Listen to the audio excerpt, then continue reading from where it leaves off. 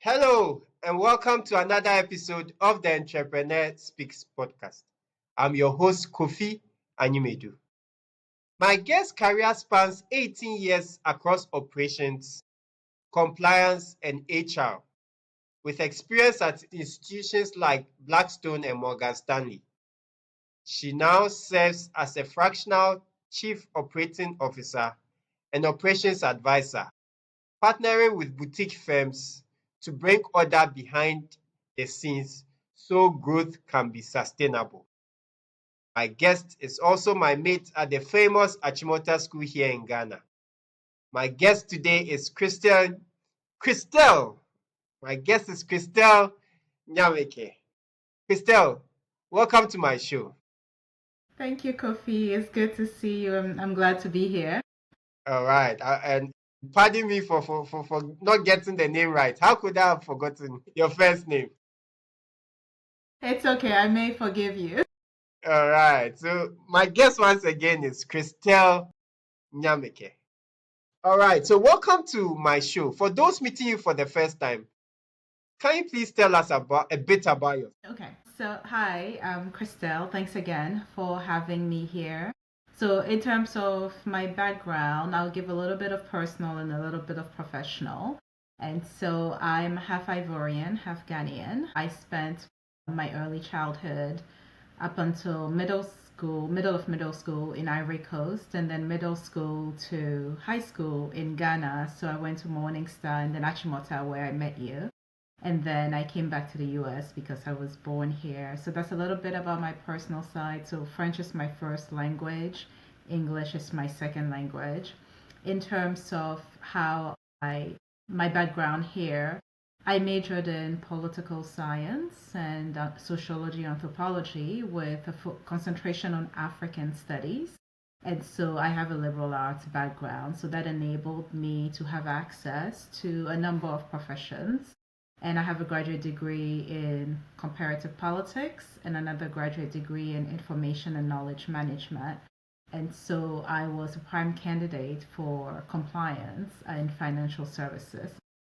So that's how I started in the industry. Compliance is a lot of gray and operating in the gray. And liberal arts graduates are generally well poised because it's not black and white. And so I started in financial services and I stayed in financial services for about 18 years until I started working for myself. Although I did work briefly for myself right before COVID, and then changed things. So, yeah.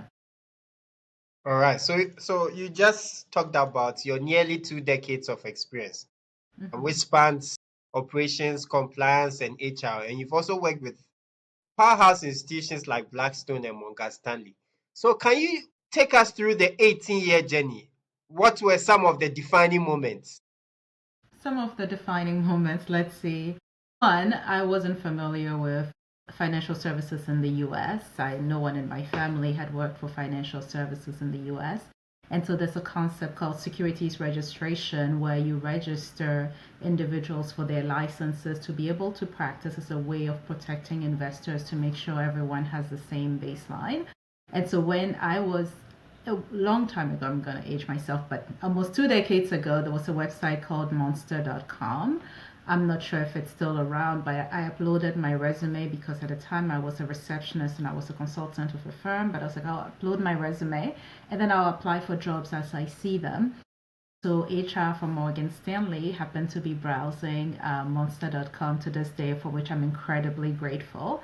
And so when HR called me and said, would you like to come and do registrations for Morgan Stanley, I thought she was talking about vehicle registration. Like when you register your vehicle to be on the road, I was like, oh, like the DMV, which is the Department of Motor Vehicles. She was like, no, no, no, financial services. But while I was speaking with her, I pulled up the Morgan Stanley website and she was trying to get me in for a job in Baltimore, Maryland. So I pulled up the website while I was on the phone with her and I said, I don't think you're legitimate. I do not see a Morgan Stanley office in Baltimore on your website. Like, you know how companies have office locations? It's like, I don't see Morgan Stanley in Baltimore, so I don't think you're legitimate. And she said, no, no, no, we're about to open that office. You would be part of the cohort. But the fact that you're questioning me about this tells me you're the right person to come in for an interview. So come in for an interview. And so I went in, and there were a little over 20 of us. I can't remember the exact number, maybe 25 or 26 of us who were hired to start the registrations functions in the Baltimore office. And then once the office went live, that's when it came up on the website. So that was one of my defining moments, and sort of like using my attention to detail to sort of push back because I didn't want anybody to offer me a job that did not exist. Another one was probably about 2 years in, I got feedback that I was very polite, which, as you know, like the way we were raised, like you're very polite. But in financial services, if you don't find that balance, that politeness can be seen as weakness.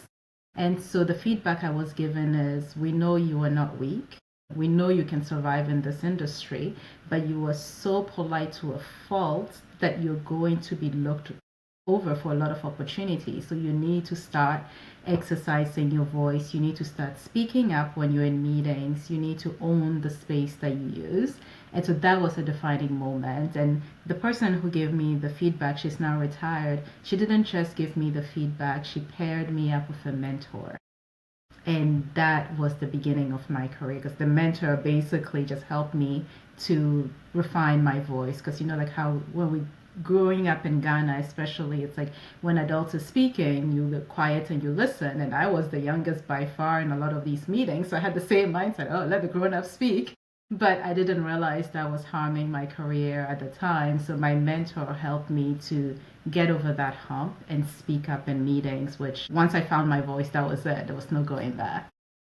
Very interesting. Yeah, so those are the main defining moments of my career that set me up for the rest of my career trajectory. Okay, very interesting. Now let's talk about what you do now. So you Okay. now run Ubora Solutions. Yes. Can you tell us about the name? I'm fascinated about names of organizations. Why Sure. the name Ubora Solutions? So I wanted an African name that would go take like point towards my history and my roots. So Ubora is actually a Swahili word for excellence. So I wanted that to represent everything that I do. So my tagline is excellence always in all ways. And so I want that to be the underlying experience for my client. Excellence always in all ways. Yes. Wow, that's nice. All Thank right. you. So now let's talk about Ubora Solutions and what you do. So what is your organization about? What do you focus on? Sure. So Ubora is my umbrella organization. So under Ubora, I have Ubora Property Solutions, I have Ubora Solutions, and then I have other ventures as well. Ubora Solutions is a college applications assistance service for Columbia University. Ubora Property Solutions is about helping owners who have of small businesses to sort of be organized. I'm essentially a chaos coordinator for individuals who are not quite ready to hire someone full time. So I do operations, which is pretty much in layman's term organizing chaos, whatever that chaos looks like for the person running the business. So everyone has a different pain point. It could be hiring, it could be writing down policies and procedures, it could be reviewing systems to make sure things work the way they should. It could be chasing down vendors for payments, delegating things. So that's what Ubora Property Solutions does. It's essentially freeing up business owners to focus on what got them in the business in the first place. So a lot of business owners are not able to scale because they get caught in the minutia because they have to do everything by themselves until they're profitable. So the fractional concept bridges that gap. So I come in as a consultant and help them for as long as they need until they're ready for a full-time person. Okay, I still want to pick on one of the things you said, because this is the first time hearing it, that you are a chaos coordinator. That sounds interesting. Let's talk about that. Chaos Okay. coordinator. What do you do? What do you do? So essentially, I basically, when I talk to business owners, I find out what their pain points are. So chaos looks completely different for everyone. Like the last client I had, one of the clients I had, he wanted help with his calendar because his calendar was extremely chaotic. There were like 3 or 4 email addresses merged into one. So he was constantly double booked. His EA felt she had no control over the calendar. So chaos for him meant please get a handle on where I spend my time because I'm not moving as quickly as I want to meet my business goals. So essentially, the way I explain chaos to people is what is that one thing that at 2 a.m. you're like, oh God, I still haven't gotten to it? Or you've crossed it off your to-do list more than 2 times. It's on your to-do list today, you push it to the bottom. You say, oh, tomorrow I'll take care of it. Then tomorrow comes and you're like, oh, tomorrow I'll take care of it. That usually points to something that's chaotic and that's you're spending a lot of time trying to fix. So my goal when I have conversations is to extract those pain points and then show clients what I can do to fix it because organization is my superpower. So the term chaos coordinator came a long time ago when I was head of HR for a small firm. Someone nicknamed me the chaos coordinator because it didn't matter what the emergency was.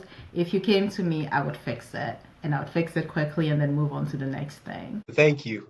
We keep learning every day, so I've learned something new today.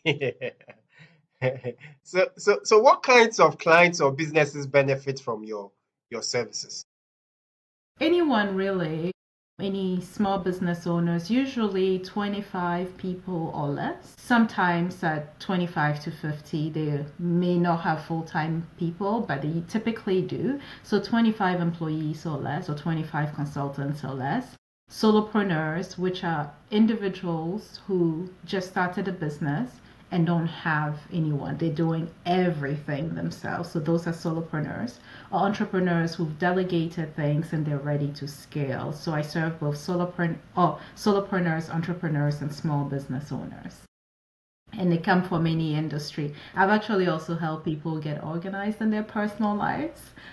That was just someone just observed how organized I was and asked if I could help her bring structure to her personal life because she has kids and she was like, I just need to be a bit more organized in my personal life. So that was like a one-off, it was interesting because I have managed staff in a home setting, so that was interesting to go back to that as well. All right. So we all know that the journey you are on, entrepreneurship, is not a walk in the park. There are a lot of ups, downs. So let's spend some time talking about your journey. Let's start with the wins. Can you share some of the wins with us? For me, I'm happy to. It's just seeing the satisfaction and buying back time for people. So like one client, I bought back 3 hours a day to their calendar. That person can use it for however he wants to, whether it's spending time with family, working on his business, going to his kids' games. Like really, it doesn't matter what they use it for, but it's just finding those efficiencies because when you have a gift, whatever that is, for me, that's organization that comes naturally to you. Things that you think are very basic are not basic to people whose gift it isn't. They have gifts in other areas. So for me, that satisfaction of giving people back time and being able to be very present with their loved ones. Because the truth is, at the end of our lives, no one is going to talk about the most beautiful spreadsheet that we created, the beautiful meeting. Is your loved ones are the ones going to remember the most. So for me, that satisfaction of giving people time to do whatever it is, whether it's a hobby, whatever they need to do with that free time. And also the wins are the validation that your gift is a gift. Because sometimes you think you're gifted at something and then no, well, if no one has any use for it, then it's not particularly the right fit. But the fact that there's so many people who would love assistance with organization, that's a win because that was a step of faith. I'm like, I'm organized, and people kept telling me over the course of my career, you're super organized, you think in 3D patterns, you can see 5 or 6 steps out. So just leveraging that and ultimately using my gift for the greater good, because one of the things I've promised myself is not to get to the end of my life and wish I had used my gifts more. So those are the wins. So just as we've talked about wins, I'm sure there's been downs and a lot of challenges. Can we touch on some few challenges so far on this journey? Yes, keeping a roof on your head as an entrepreneur. Like if you don't work, there's no payment. The downs, you are never truly on vacation, which I had to wrap my head around, like, oh yeah, I am on vacation. It's the weekend. I'm like, no, I am actually not fully on vacation. I have systems in place where I disconnect. So I'm not working 7 days a week. But that's the downside, and sort of being intentional about where I'm spending time. So since I started running this on my own and no longer in corporate, there's certain events that I can no longer go to because time is such a premium. So I always think about before I attend an event or a gathering, I have to have three good reasons for going. And if I can't, then it's not the right time. And I still love my friends and my network, but you have when I first started on this journey, I studied successful entrepreneurs who all said you have to be obsessed about your business. You have to live, breathe, and eat your business. And there's a fine balance between like being going all the way to the deep end and then just not doing a good enough job. So that's the downside because you feel like you're sacrificing a lot. You see social media where people are partying and dancing and having a grand old time, and you are basically solving problems for clients in the middle of the night, trying to think of different solutions. So that's the downside, but it's temporary. Eventually, when you get to a certain size, and sort of that's who you see now leading all the big movements, then you have some time to take your foot off the gas. But I've always been told the first 3 years you would have to be all in and have your foot on the gas. So Okay, it's a so short term downside, yeah. all right. So we talked about the ups, we've talked about the downs, and I'm sure, like any journey, there's also been a lot of lessons you've picked up. Can Hmm. you share some of these lessons with us? Sure, that shyness isn't going to get me clients. It's one of those things where I am an ambivert, so I'm an introvert, but I'm also an extrovert. So if I'm with large crowds of people, I disconnect after a while and spend a day or two by myself just to reset. But as an entrepreneur, I had to learn that you have to be present, you have to be on at all times, you have to talk about your business. And so, which initially seemed to conflict with the lessons we had, especially coming from an African home, about humility, where if you're talking about your business, you're bragging. But you can't scale if you don't talk about your business. Like I talk about my business to my Uber driver. I've gotten business ideas and how to refine them from Uber drivers, from people in the grocery store, any chance you get. So that was a lesson I had to learn. It's a muscle that I have to develop every single day. Usually I would go to networking events and say hello, hi, but I'm like, I need to tell people what I do. It reminded me of the other day when someone sent me an email and said, oh, I didn't know you could help me with X, Y, and Z. Kofi, I've been talking to this lady since April. Completely forgot to tell her what I do for a living, but I just enjoy her as a person. And she heard she had a problem, and someone else said, "Oh, do you know Christelle? Christelle can help you solve that problem." I was like, I need to do a better job at telling people the problems that I can help them with. So that for me is just finding that balance between the West African culture I grew up in and sort of being here in the US and how entrepreneurs go about their lives and how they speak about their business, and they're very assertive.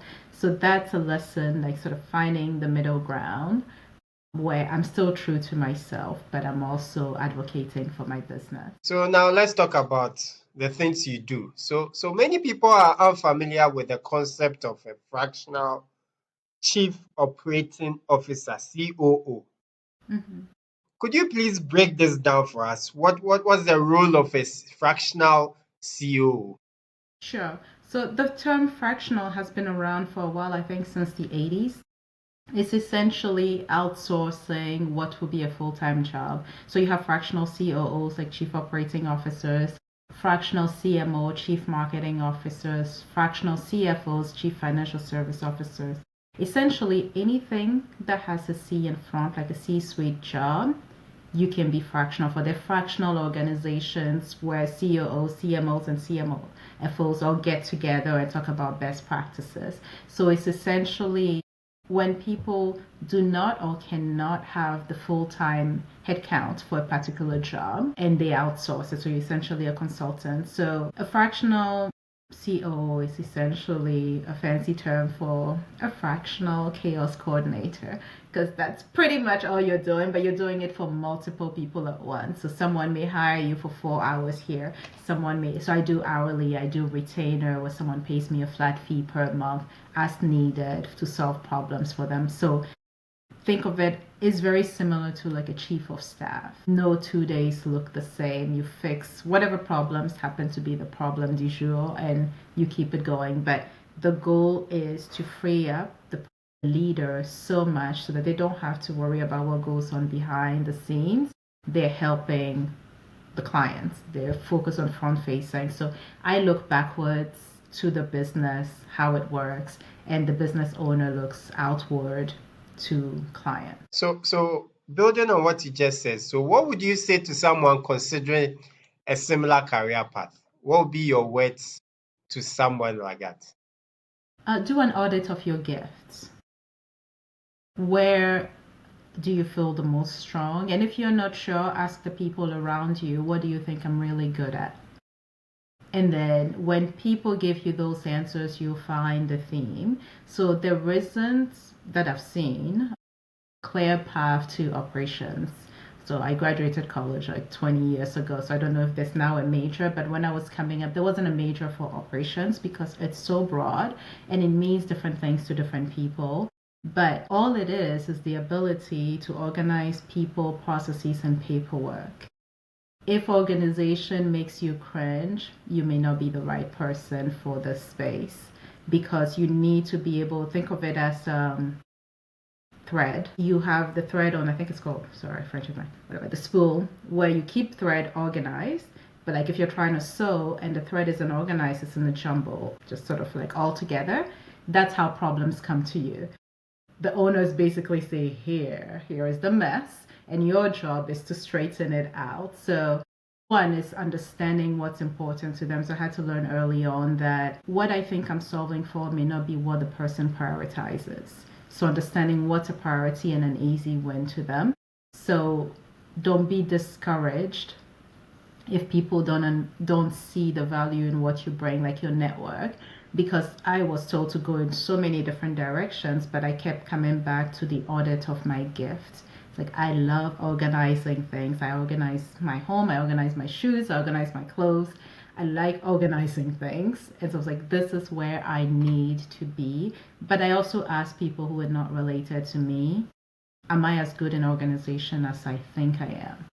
And so you have to be willing to hear the feedback from people. And then once you get the go ahead, it's just testing it with a few people, solving their problems for them and say, hey, did it help? And then getting that data from them of what I offered to you, what was the most helpful feature. And so if you want to go on that career path, there's so many opportunities to help people because people are good at generating revenue, but not necessarily organizing themselves. Okay, all right. Yeah. So for you to thrive in this position, like you've pointed out, you need to be very organized. Yeah. You need to be very organized. Yes. So how do you personally stay sharp when it comes to strategy, systems, and leadership while you are juggling multiple clients? I read up a lot. I read up on operations. I read newsletters. I read blogs. I follow other operations people on LinkedIn primarily. I read a lot of reports from consulting companies. I draw on my own experience from working. For me, the advantage was having almost 2 decades in this space before I went solo. So there's a lot of experience I can draw from. But I would say constantly learning and looking at, like I follow companies like McKinsey, big and like consulting and sort of how they organize for clients, PwC, Deloitte, KPMG, like the big, I feel like I'm forgetting one more, Ernst & Young. And so I follow them and I just read a lot about their write-ups and the reports, those that are publicly available. I also learn from others who are more seasoned, who've been doing this for a while, and I read a lot. Even though there may not be books that are about operations, I read a lot to just sort of understand different ways I can I can apply value or give value to my clients. So I'm currently reading Unreasonable Hospitality. It's about the hospitality industry and the restaurant industry, but there are lessons that I'm extracting from that book for operations. Like, how do I make it very seamless for my clients? So a bird also whispered to me that you are writing a book. So I want us to talk about that process and why a book at this time and all. So let's spend time talking about your book. I know it's Sure. still work in progress. So first of all, what's the title of the book and why a book at this time? Sure, thank you. The working title is Hope After Infertility, and is based on my own life story. In and I've never been married. I don't have kids. In 20, oh God, now the years are a blur. In 2022, I decided to do IVF by myself and just sort of have a kid on my own. And so then I went through the process and it didn't work. My body just didn't take the drugs. And for where I am in my life and what I wanted, I wasn't looking at adoption. I wasn't looking at surrogacy, and I wasn't looking at fostering. And so it didn't work, and sort of work got busy. Once IVF didn't work, I was like, okay, we'll pause and reset and see. And then about 6 months later, after I was told IVF didn't work because my body just, everything they said I was going to feel, I didn't feel anything because it just wasn't working. And so 6 months later, I started having really bad cycles. And I was on a work trip in Chicago and I almost fainted in my hotel room. And that's when I knew I was in trouble. So I called my former doctor in Texas. I live in Florida. And I said, I need to come in, because he had removed a problematic fibroid for me in 2019 and saved my life. Like I almost passed out, and an ambulance had to come and get me. And so he did an emergency surgery then. And so I went to him and I said, something is really wrong. And sure enough, my fibroids were out of control. They had doubled in size and doubled in number, which is why I almost fainted. And I told him, I said, listen, I tried IVF. It didn't work. That's the only reason my uterus is still around. So let's go ahead and do a hysterectomy, because I want my quality of life back. Every month I felt so dizzy and I was like, I'm on a clock here. And so I had the surgery, but culturally, it also, from the feedback that not necessarily people in my family, but outside of the family, was like a death sentence. Like, you've basically taken this into your own hands. Don't you believe in God? I was like, yeah, I believe in God, but God also gave wisdom to the doctors. And I want to be alive. Like this, I want a better quality of life because I didn't have a good quality of life.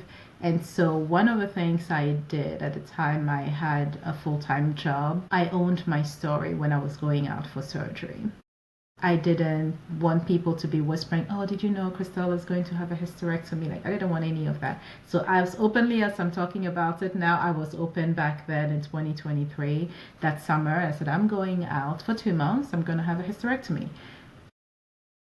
Through that work alone, I got a community of at least 20 women who had had hysterectomies. And they shared resources with me. And when I came out after surgery, people said, have you considered writing a book?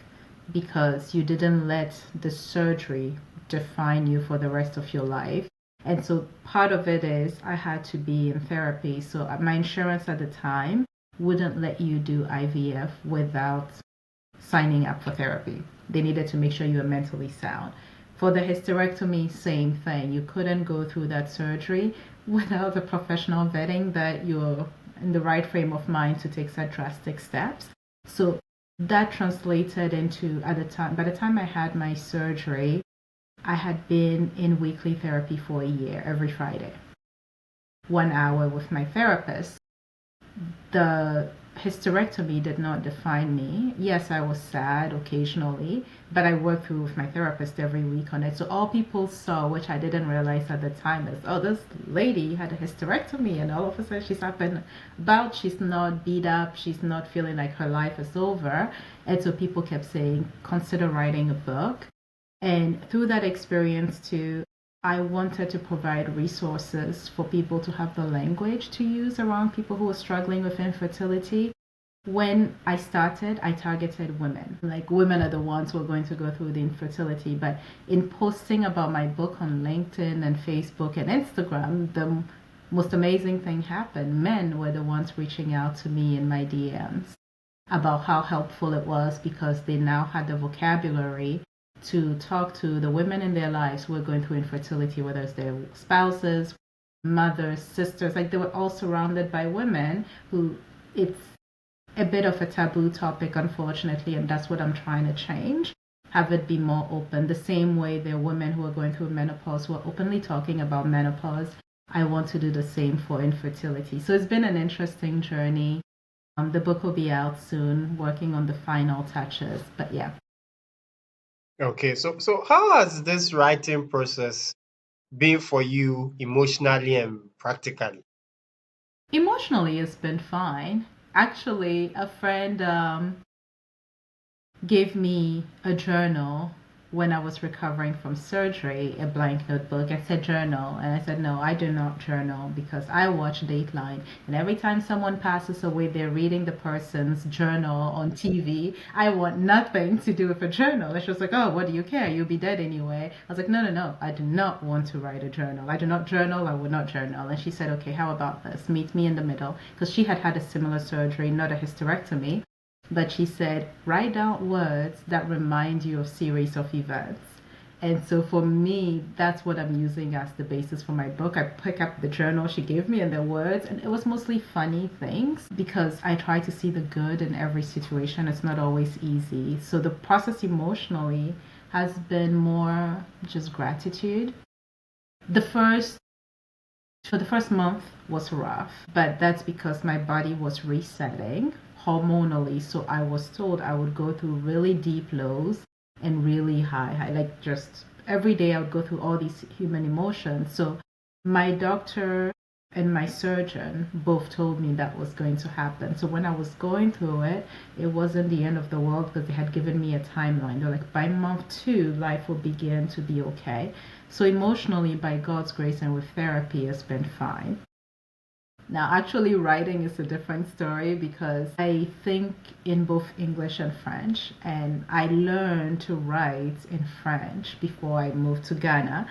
So I'm finding that I'm mixing conventions, like English and French conventions. Even though I'm writing in English, some sentences are direct translation from French, and some sentences are direct translations from English. I was like, Mrs. Akolache won't be very proud of the shenanigans that are going on here, but that's it's been fun. It gives me a unique voice, so it's actually been something really interesting to just work on. So you've talked about the book, why you wrote the book, why you're writing the book, hmm but what message do you really hope that readers will take from this book? That life is what you make of it. When life hands you lemons, turn it into lemonade. Your darkest chapter doesn't have to define you for the rest of your life. And everyone has a different cross to bear. My cross is infertility. Like, if you had asked me this in Motown, I would be like, my goal is to get married by 27, have 2 kids, maybe a dog, a house with a white picket fence. That was the dream I had for my life. I am the opposite of all of those things, but I realized that my journey is different. My call is to give hope to people who have infertility, but I couldn't do that if I didn't go through it myself. So, and not one of the messages I want people to get out of it is, be careful who you surround yourself with. Negativity impacts you. Like, we are the average of the 5 people we spend the most time with. And my network rallied around me both after failed IVF and a hysterectomy, and they, on days, because I'm human, where I'll feel a bit down, they pick me up. They'll be like, oh yeah, but think of all of these things that you've been able to achieve. And if you want a kid, come borrow one of us. Like, take our kids, borrow them. You can return them when you want. So they make light of certain things. They're like, you can still be an auntie. Like, it's not the end of the world. You can still adopt. You can still use a surrogate if you want to, because I have my ovaries. But it's not the end of the world.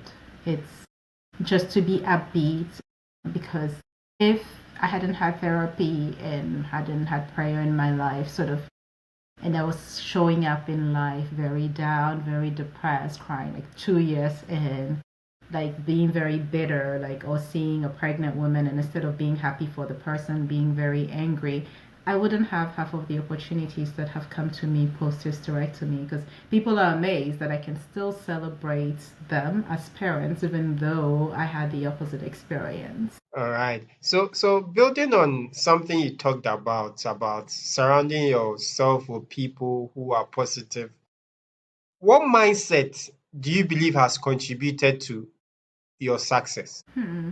I'll say examining all my interactions.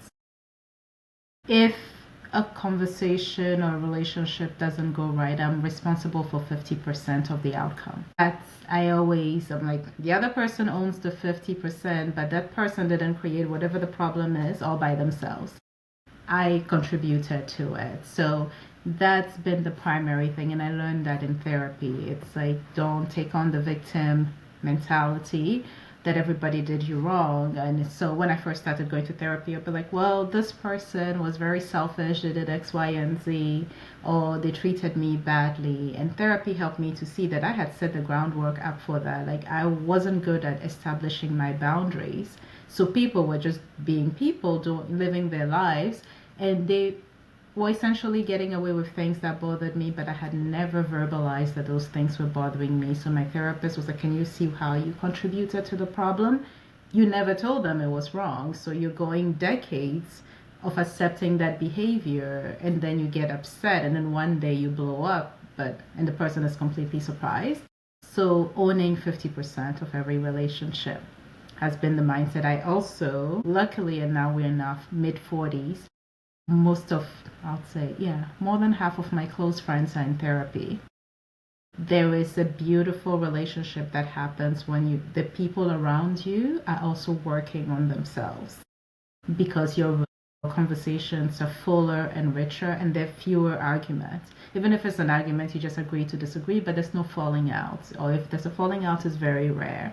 And so but my friends being in therapy was a result of COVID and quarantine. Like, I'm so proud of them. The number of people who took themselves to therapy after we stayed home in 2020 and realized that they had things to work on was pretty amazing. So you've been on this journey for quite some time, and I can say you've been very successful at what you do. How do you define success now compared to when you first started your career? Is it So the when I same first or started, it's changed? it's changed. When I first started my career, I was big on titles. I wanted to get promoted. I was working. It's like, I'll make VP, I'll make AVP. And I achieved all of those things. And then you get to a point in your 40s where you're like, there has to be more to life than this. Because you can get the titles, you can interview at different companies and get the titles. But am I living the life that I really, really enjoy? And so success for me versus when I started working in 2007, success for me is after which is part of my personal mission statement, after each interaction with people, do I leave them feeling better about themselves? So that's what success is. I may never hear the results, but I try to pour into as many people as I can, because I realized until when I started therapy how many damaging statements had been made over the course of my life that I internalized and believed without realizing that it was a reflection of the person's own shortcomings and had nothing to do with me. So I think the shift probably happened when I turned 40, so about 5 years ago. I was like, you know what? I am going to make sure that when I interact with people, I don't bring them down. I try to lift them up as much as I can. So they're not sitting on a therapist's couch sometime in the future saying that statement that Christelle said I wasn't good enough at this, so blah, blah, blah, impacted me, and I internalized it. I don't want people to remember me with that negative light. So we're just about wrapping up, but building on what you just said, in what ways do you hope to leave a legacy through both your business and also your personal story? For my business, I want people to be present for their families, because I think a therapist I had in New York a long time ago said, I can't remember all of them, but one of the number one things that people say on their deathbeds is they wish they had spent more time with family and friends. Not a single person on their dying bed has said, I wish I had worked more.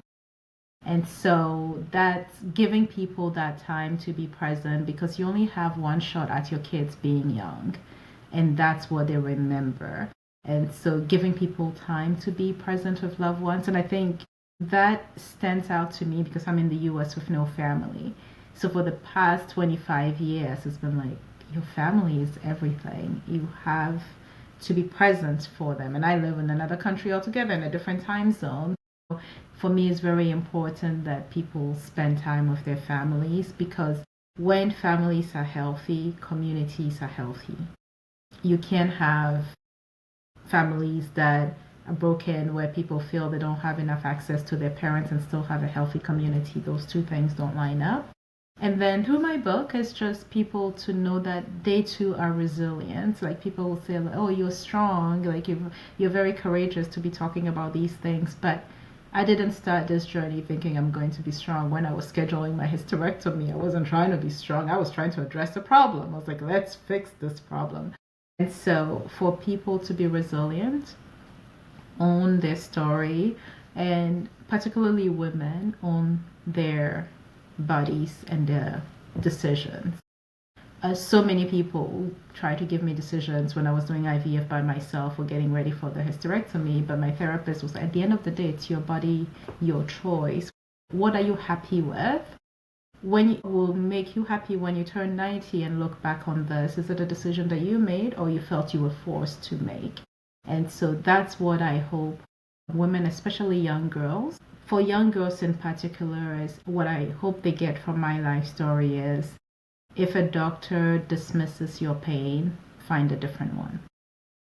So many doctors told me that it was normal to have 2 cycles a month, but I was anemic most of my life because of that. It wasn't until my surgeon in Texas was like, no, this is not normal. Your cycle is 14 days. It should be 3 days. But imagine what a better quality of life I would have had over the course of like my Motown years, college, and working, if I had a doctor who didn't just say, oh, all women have pain, and to speak up for themselves. No one will advocate for your health more than you will, and to get checkups. I get checkups every year and I still needed a hysterectomy. So imagine if I wasn't having checkups. So it's kind of like, just own your health and don't postpone checkups. All right. So we are just about wrapping up. What advice would you give to someone currently working in corporate who is contemplating starting their own business? Find a mentor who's been an entrepreneur, a successful one, and then test your idea, because sometimes entrepreneurs, we're notorious for falling in love with what we want to do, but you don't know if the market actually has a need for your services. So test your idea while you have a job with other people and see if it's actually a pain point, because you have to be solving a pain point for people in order for them to buy into your services. They buy into you as a person, but they also need something in return. You've made their lives better. So find a successful entrepreneur who has been viable for a long time. It takes about 3 years for a business to be truly viable. The first 3 years of any business are like shaky. And to find someone who can, no, several people, because everyone has a different viewpoint as to what it takes to have a successful business, and have a plan, not just in your head, in writing. Give yourself dates. I don't even know if I have it here, it's somewhere. So when I first started, I had a calendar for my go live date. So I picked a date and then I worked backwards from that date. So it was a friend who taught me that. He was like, you can write down your plans. I want to open a business someday, but if you don't hold yourself accountable to a date, it will never happen. So let's say I picked July 31st. I would count backwards from the day I picked July 31st as my launch date, July 1st being day 1 of my launch. So every day I would cross it out. I have 100 days to go. I have 99 days to go. And then you keep crossing it out every day. And it was on my fridge. And for me, that was a game changer. Because especially when it got to double digits and then single digits, I was like, oh, I need to get my act together to get this business up and running. And so that was the most practical advice I got, because for years, I had a list of things I wanted to do. But once I picked a date and worked towards it, and I know I keep saying this, but surround yourself with people who are doing what you want to do. Not necessarily the same business, but even if you're working, socialize with other entrepreneurs or people who are building their businesses, those conversations are different. Like I find that when I'm hanging out around entrepreneurs, we're not talking about TV shows, we're not talking about school days. We're like, what's the problem we're fixing? Can you help me fix this? How can we exchange skills? So like I was on a call last week with one of my peers in a program who's extremely good at marketing, has about 2 decades of marketing experience. I have zero. And so we traded skills. He reviewed my marketing strategy and I reviewed like operation. Okay, so before I sign off, what will be your last words to my audience before we sign off? If you have a dream on your heart, pursue it. Don't let anybody talk you out of it because that vision was made available to you, to no one else. So people, I mean, don't quote me, but I don't know my Bible very well. But isn't like Jesus wasn't accepted in his town when he started his ministry. Sometimes the people closest to you may not see what's been placed on your heart. And for me, my faith is a very important part of my life. So when you have the vision and you see it in your mind's eye, follow it. Just do, even if it's one action a day towards that, do it. And then it's because let's say you want to do something but you feel you're too old. Well, newsflash, in 5 years you'll be older than you are today. So why not start today on that dream and work towards it? So thank you, Christelle, for sharing your rich experience with us today on the Entrepreneur Speaks podcast. We wish you the very best. Thank you. Thank you for having me. It's been a pleasure. All right. So this has been another exciting episode of the Entrepreneur Speaks podcast. I'll come your way next time with another inspiring episode. I remain your host, Kofi Anyemedu. As always, do take good care of yourselves and let's continue to keep hope alive. Cheers.